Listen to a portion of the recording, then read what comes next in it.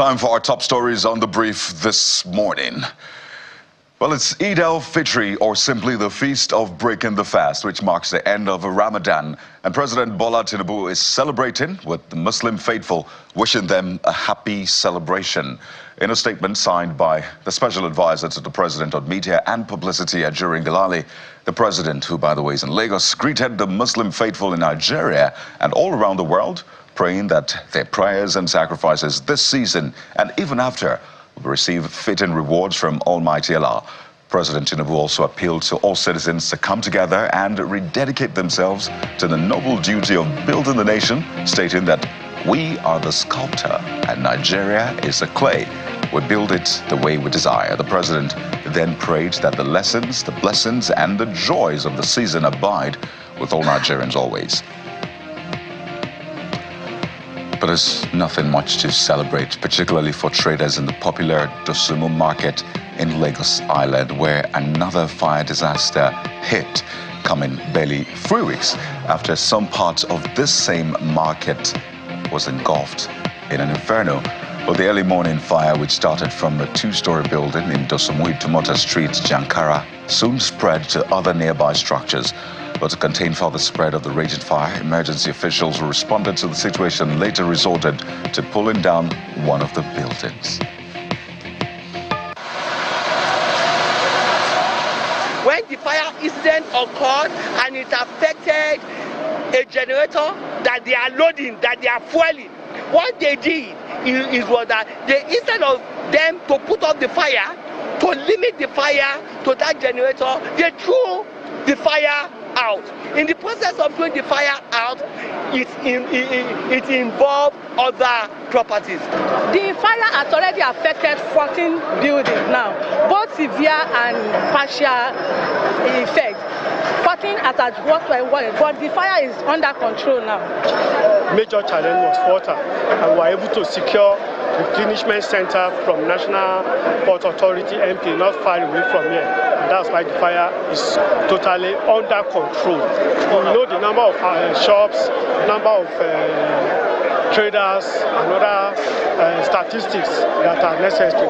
However, the most important thing is we have been bringing it to them. They need safety measures, insurance coverage, and fire marshals. My boys called me that something is happening in Dosumu. So I asked them what is it. They said this fire is burning everywhere. Before I rushed down to this place, all my shop has finished. And even of my warehouse here also has finished. Nothing come out from there. Well, in response to that fire disaster, the Lagos state government has directed that commercial activities in Dosumu Street and its immediate environs in Lagos Island be suspended with immediate effect until further notice. In a statement by the special advisor to the governor on Central Business District, Mrs. Bola Lawal, the measure became necessary in order to prevent loss of life and maintain peace and order in the area, as well as make way for emergency responders in case of fire disasters or emergencies such as this one. Well, the areas affected by the suspension of commercial activities include Dosumu, Nnamdi Azikiwe, Mashalashi, Wuro Pedro, and Obanikoro Street. And moving on now to the back and forth between the government and the former Vice President Atiku Abubakar, who is again challenging the president to disclose the full cost of the Lagos-Calabar highway project. In a statement, the candidate of the People's Democratic Party, PDP, in the 2023 presidential election wonders why the government released a sum of 1.06 trillion naira for the pilot phase, which is about 6% of the project, which begins at Eko Atlantic and is expected to terminate at the Lekki Deep Sea Port. He asks that the federal government must come clean on the project by responding to questions such as, why is the project being funded by the Nigerian government despite being a public-private partnership? Why is 1.06 trillion naira being spent on the pilot phase, which is 47 kilometers? And how did the Tinubu administration get the design as well as a right-of-way in just 7 months, since it claims the past administration of Goodluck Jonathan and Muhammadu Buhari never touched the project? But in reaction to Well, those questions, the President's Special Advisor on Information and Strategy, Mr. Bayo Nanuga, is challenging Mr. Abubakar to get his facts right about the project. Well, according to him, at no time did the administrations of former President Muhammadu Buhari and Goodluck Jonathan award contract for the construction of the Lagos-Calabar coastal highway to any company at any varied or revised amount. He notes that the question of cost comparison does not arise, adding that the contract that was awarded was that of the Lagos-Calabar coastal rail designed as part of the standard gauge national rail network. Let's get into party politics now. As the Labour Party says, the Nigeria Labour Congress, the NLC Political Commission, lacks the power to sack the national chairman, Mr. Julius Abule-led National Working Committee. Well, the party is responding to a communique issued by the Political Commission of the NLC after a stakeholder meeting in Abuja on Monday, where it sacked the NWC led by Abure and called for the setting up of a transition committee to run the party.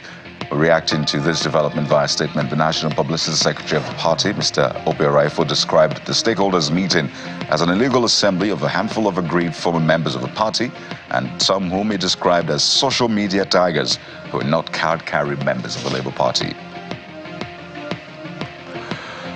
And the plot thickens in Kano State as the High Court there will, on April the 17th, arraign the immediate past governor of the state, Mr. Abdullahi Ganduje, on charges bordering on allegations of bribery, diversion, and misappropriation of funds, including the purported acceptance of $413,000 and 1.38 billion naira in bribe. The charges against them pertain to allegations of bribery, diversion, and misappropriation of funds, including those funds which has been alleged. The accused individuals, as listed in the writ of summons, include Mr. Ganduje, Hafsat Umar, Abubakar Bawuro, Umar Abdullahi Umar, Jibrila Muhammad, Lamash Properties Limited, Safari Textiles Limited, and Lesage General Enterprises. The Kano State government, which initiated a criminal suit against the 8 respondents, declared its readiness to present 15 witnesses to testify before Justice Usman Naaba of the Kano State High Court, number 4. Let's talk health matters now. The Nigeria Center for Disease Control, the NCDC, has confirmed ongoing investigations into a mysterious illness affecting communities in the Issa local government area of Sokoto State. Well, during a media briefing, the Director General of the agency, Dr. Olajide Idris, revealed that this illness has resulted in 4 fatalities, with 164 suspected cases reported. While no definitive diagnosis has been made yet, clinical assessments and investigations have ruled out an infectious origin. Dr. Idris highlights that initial tests on the patients revealed varying blood levels of lead and chromium, which could be linked to mining activities in the affected communities. When they went there, they recorded those 4 deaths. Both of them were deaths from within the community, but the cases from the hospitals showed that perhaps again they had some renal complications of whatever might be causing it. You understand me? So before you come to any conclusion, you must make a diagnosis, or else you can't be treating blindly. So as at now, we don't have any cause of death. We are now expanding our level of investigation now to cover other things.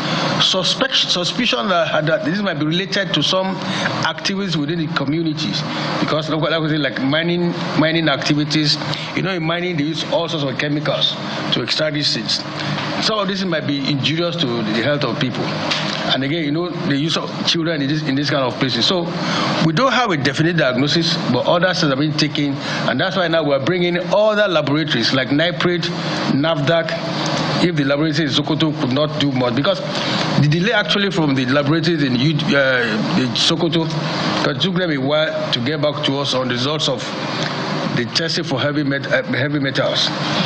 Is this one that just came out, I think yesterday or 2 days ago, that showed that there were high levels of lead and chromium in the sample sent.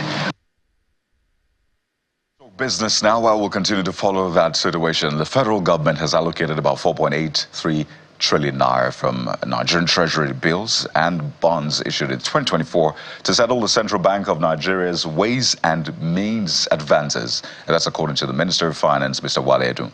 The Minister of Finance made this known during a presentation at the Lagos Business School Breakfast Club. Now, while the total ways and means owed to the CBN is over 23 trillion naira, the National Assembly had last year approved the securitization of an outstanding 7.3 trillion naira of the ways and means advances. In February, the CBN governor, Mr. Dosumu, said that the Apex Bank will no longer grant ways and means loans to the federal government unless all outstanding balance is settled. And outside the country, they may not have pulled the trigger, but the mother and father of the Michigan youth who shot and killed 4 classmates have each been sentenced to between 10 and 15 years in prison after a jury convicted them of manslaughter.